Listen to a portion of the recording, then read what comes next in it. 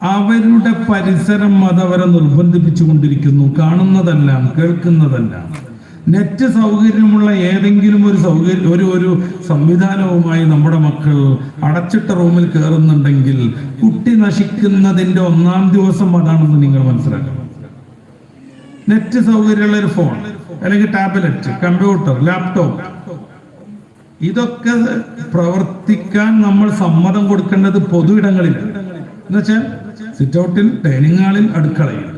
റൂമിൽ കയറി വാതിലടച്ചിട്ട് ഈ പരിപാടി തൊടാൻ വിടാതിരുന്നാൽ നിങ്ങളുടെ മക്കൾ നിങ്ങളുടേതായിട്ട് വളരും. ഒരു തർക്കവും വേണ്ട.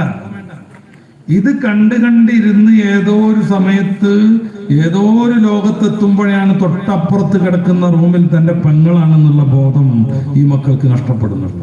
നിങ്ങൾ എന്നെ വിശ്വസിക്കുമെന്നറിയില്ല, 14-കാരനായ സ്വന്തം മോനെ കൊണ്ട് ഗർഭിണിയായ ഉമ്മ ജീവിക്കുന്നുണ്ട് നമ്മുടെ കേരളത്തിൽ. നിങ്ങൾ വിശ്വസിക്കുമെന്നറിയില്ല.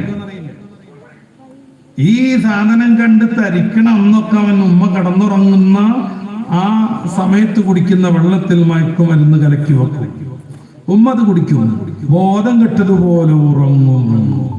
തനിക്ക് ജന്മം നൽകി തന്നെ വളർത്തി തന്നെ താരാട്ടിയ ഏതൊരു വ്യക്തിത്വമുണ്ടോ ആ വ്യക്തിത്വത്തിൽ തന്നെ തന്റെ വൃത്തികെട്ട ആഗ്രഹം ആ ചെറുപ്പക്കാരൻ പയ്യൻ നിർവഹിക്കും.